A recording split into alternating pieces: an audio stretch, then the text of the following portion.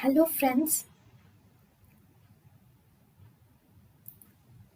welcome to Creative Medicine. In this lecture, we will learn about Development of lens fibers. Sorry. So if you see the formation or development of lens fibers,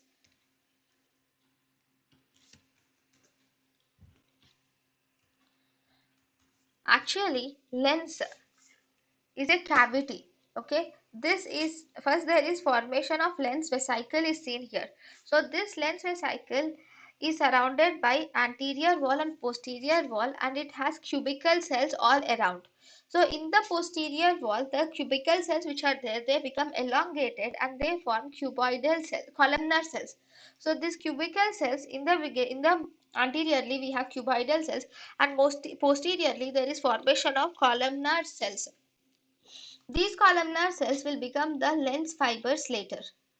Okay, so thus this is the formation of lens fibers.